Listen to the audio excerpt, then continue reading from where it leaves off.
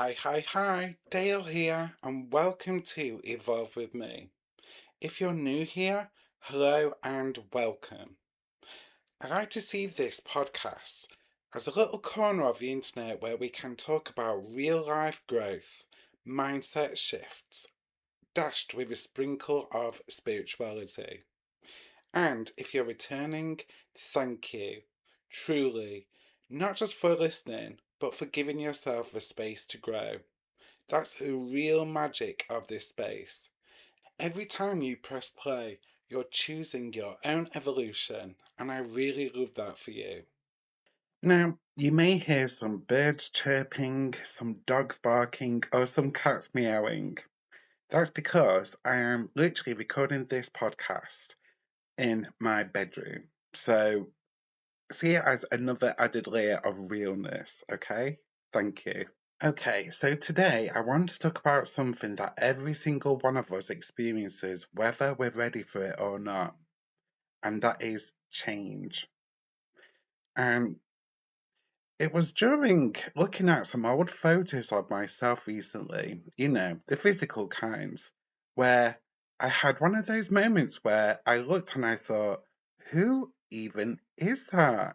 Let me provide you a visual.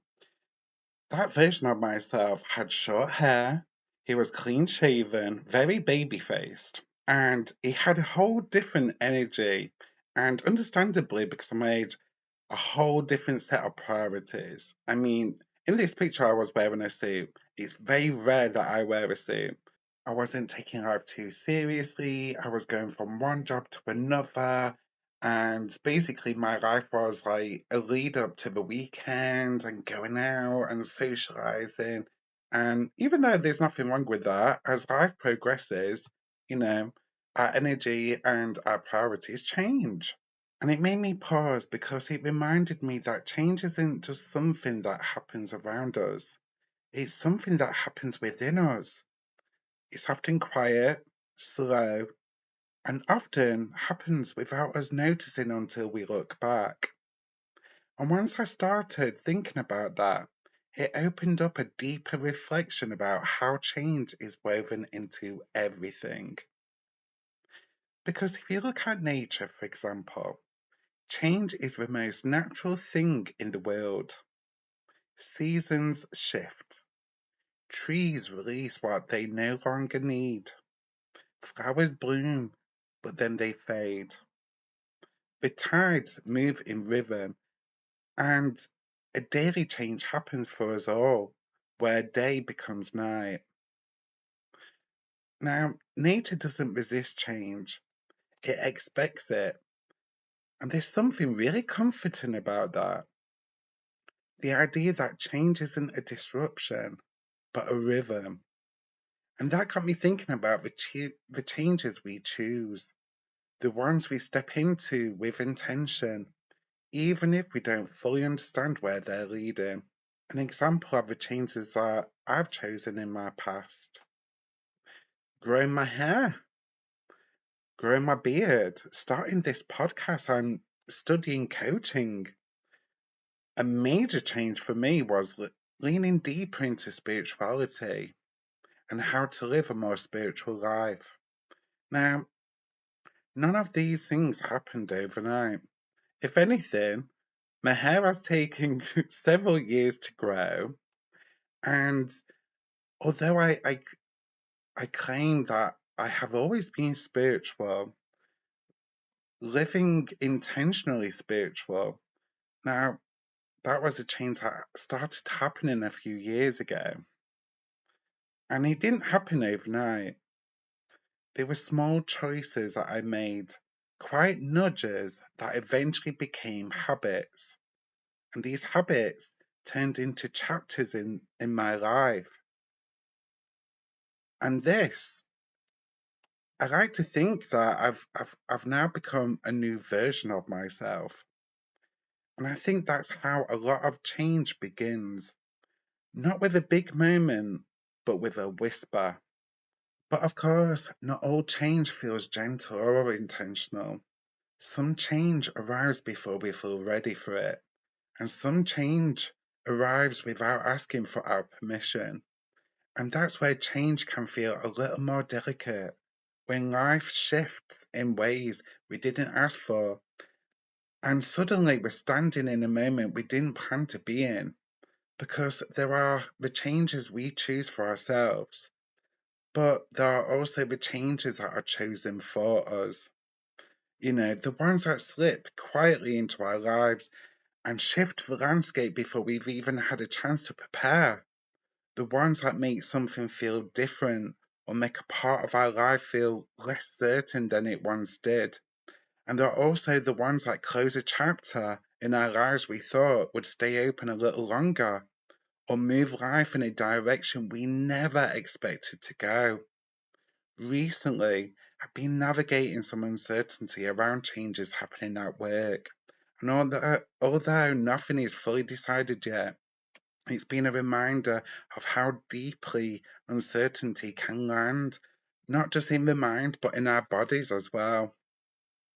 Sitting with that discomfort made me realize something important. We often say we're afraid of change, but I don't think that's quite true. I believe what we're really afraid of is uncertainty, the space between what we know and what we don't yet understand.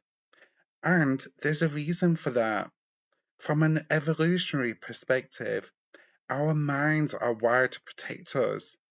For most of human history, anything unfamiliar could have been deemed a threat. For example, a predator, a danger, something that could harm us. So the mind learned to treat the unknown as risky. Even now, when the danger is something like a new job role for me, for example, or a difficult conversation, or a shift in routine, the mind reacts the same way it always has. It says, "This is new. Are we safe?" And our nervous system joins in with this. It scans the moment, trying to make sense of what's happening. It prepares us, sometimes by the tightening feeling inside of ourselves, or sometimes by us holding our breath a little bit too high in our chest. Not necessarily because something is wrong, but because something is different. And suddenly, staying where we are feels easier than stepping into what's next.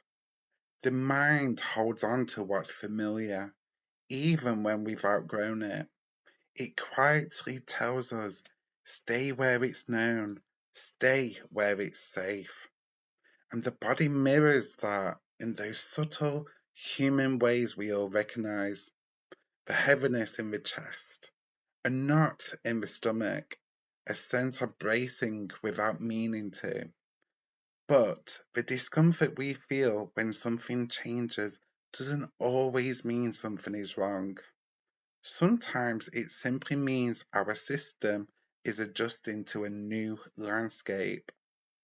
It's the nervous system's way of telling us this is different, not necessarily this is dangerous.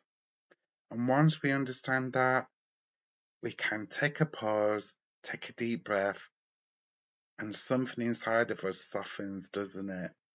Now, when we put all that together, the small changes we choose, the big changes we don't, the mind trying to protect us and the nervous system trying to keep us safe, it makes sense that change doesn't land as one simple feeling.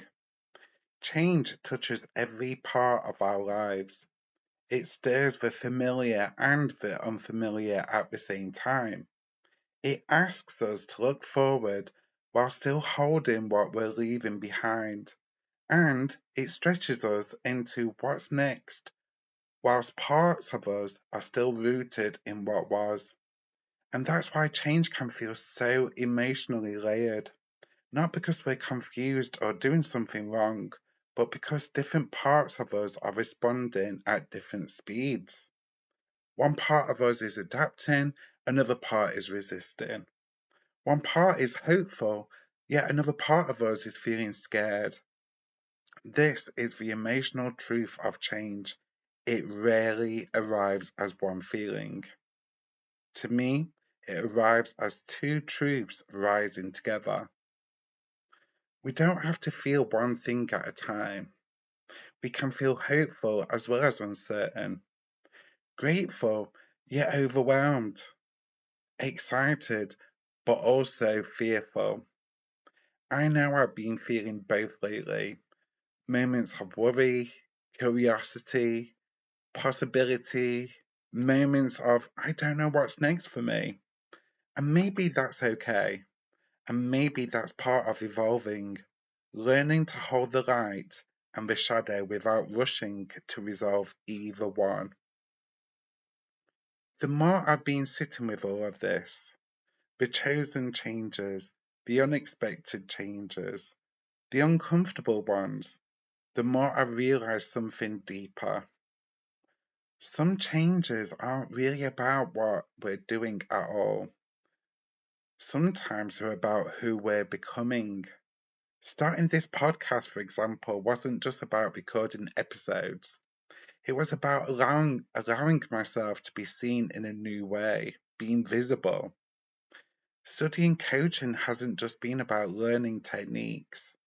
It's been about stepping into a version of myself I felt quietly drawn towards for a long time.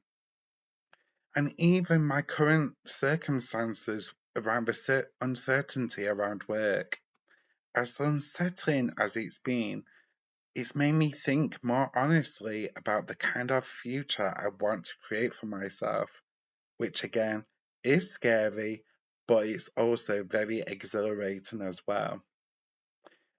And when I look at it through that lens, change feels less like something happening to me and more like something happening through me.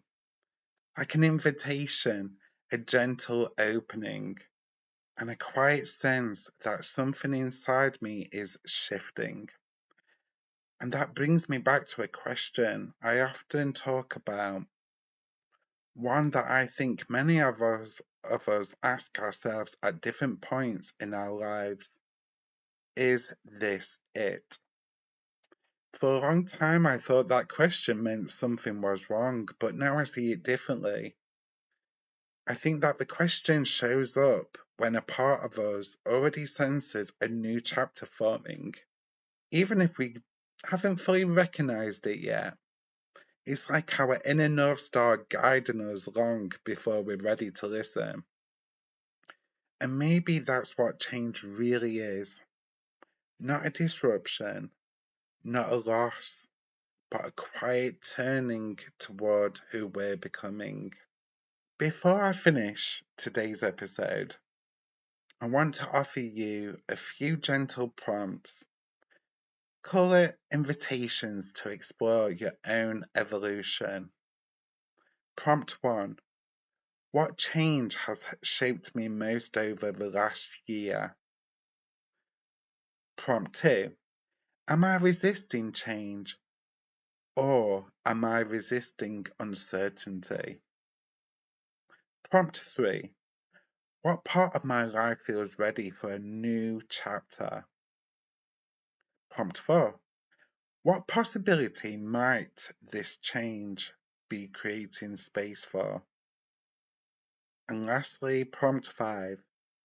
Who am I becoming through the changes I'm experiencing? I want to end on what Maya Angelou once said. This is a wonderful day. I have never seen this one before. I love this quote because not every day will be easy. Not every change will feel comfortable or uncomfortable. And not every chapter will make sense straight away. But every day is new. Every day gives us a chance to grow, learn, to begin again if we choose to, or to take one small step forward. So, wherever you find yourself today, whether you're embracing change, resisting change, or stepping into a brand new chapter, remember this. You don't need to have everything figured out. I definitely don't. You don't need to know the ending. Again, I don't. You just need enough courage to take the next step. So, stay curious, stay open, take care, and keep evolving. Toodaloo!